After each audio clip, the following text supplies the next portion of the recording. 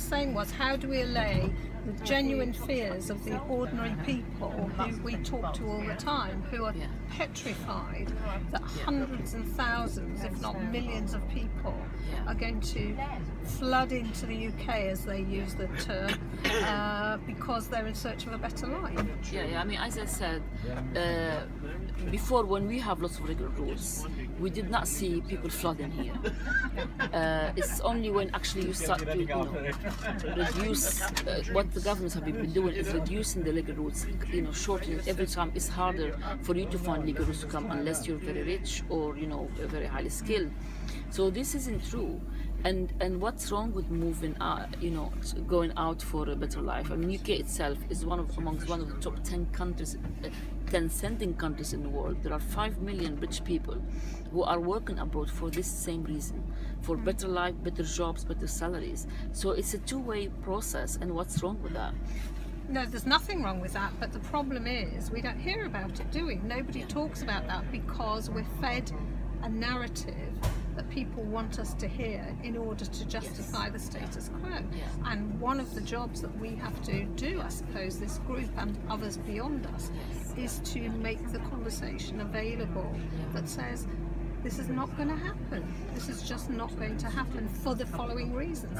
And as in any conflict situation, we need to be very clear about the facts, because we only know the facts that people want us to know. Yes, I mean, also, there are times like if people flee in war or persecution, there are things you can't do, as Father Stephen said.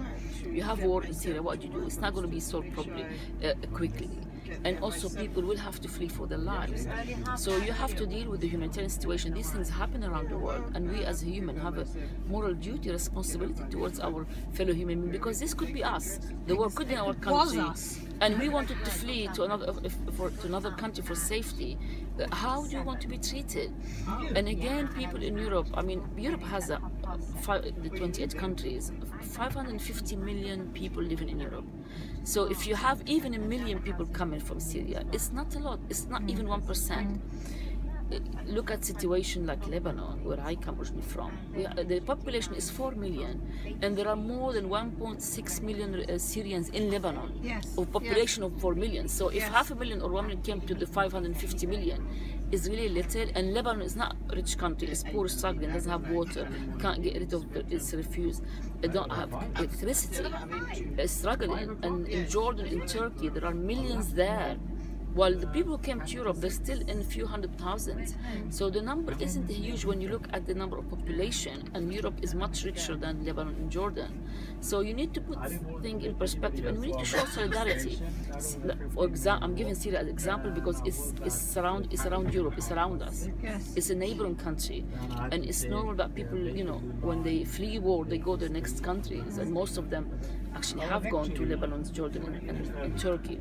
But as the war progressed and people saw no hope of going back home, because the war is escalating, not improving, And the that's camps why are getting so overcrowded. How long?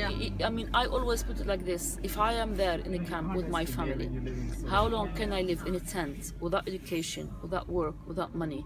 How many years can I survive? And what do? You just stay and die? Your instinct as a human being is to survive, so you move on. You move on. You think, oh, look, there's a big world out there. Let me go and try to survive. Let me take my family to safety. Let me build my life. And remember, most people are not part of the conflicts and war. So we need to also understand, the human suffering history.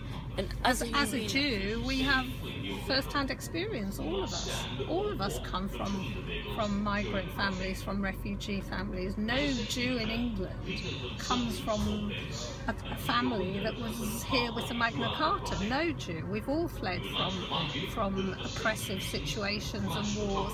And in fact, Israel, a tiny little country, has taken in millions of refugees in tents, in mattresses, and so on.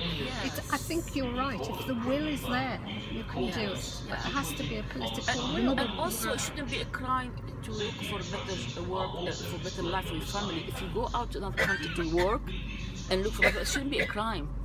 It should not be. People should be able to make a choice to go legally somewhere, apply for a job if they get it, live in a certain country, and build a better life for their families. Why is this such a crime? I don't think it is. I mean, again, when my grandparents came to England, and you know, they came in the clothes they stood up in, most of them, and many of the migrant communities have come to London and England and various parts of Europe in the clothes they stood up in, and they set right away to finding work. There were no benefits, and I think that's the dirty word. People are petrified that someone's going to take my benefits, my schools, my doctors, my housing. People are going to leapfrog me, and we need to deal with that. People are really afraid, and you can't just dismiss that. We have to find a way of dealing with that and helping people to get over that fear.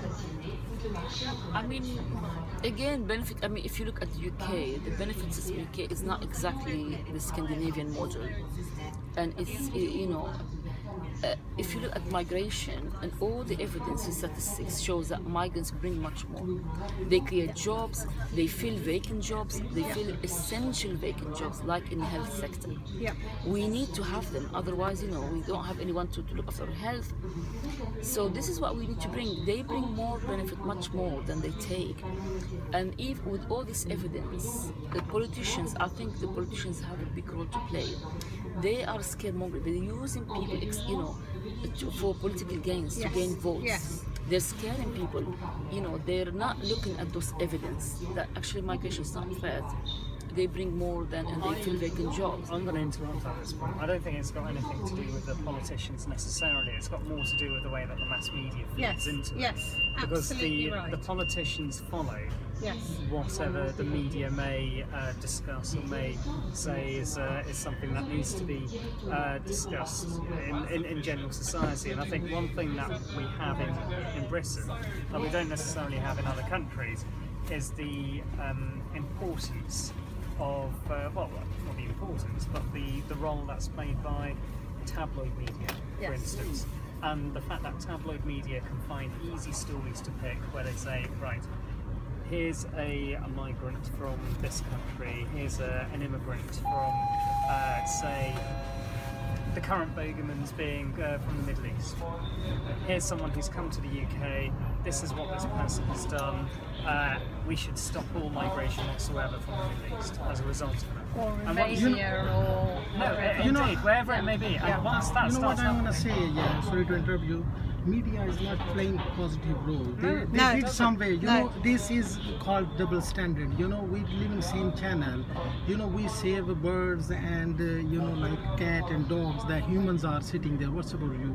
What's your opinion? Well, I actually wrote to the executive editor of the Times a few weeks ago and said to him, you're supposed to report the news, not create it. And that is one of the problems, that the media, by focusing on one particular aspect of the story, they're making the news themselves. But the media also, to be fair on the media, they reflect the conversation that politicians are saying and what the public is talking about. Some of the media, most of them actually. You talk about some tabloid media who have specific agenda, hidden agenda, some of them get prejudice against certain groups, etc. But a lot of the time, the media reports the conversation that, you know, or what politicians are telling us, and this is where I wouldn't agree with you there. I disagree. So I agree with you. We need to look at the broader picture. Yeah. We need to look at where society is going over the next 5 years. In the next 5 years, we're going to have a referendum talking about our membership of the EU. Yeah. As part of that, immigration has become a massive issue. Now, this is something which has been forced by parties such as UKIP, which has been around for 20 years. They have brought immigration to the forefront of politics.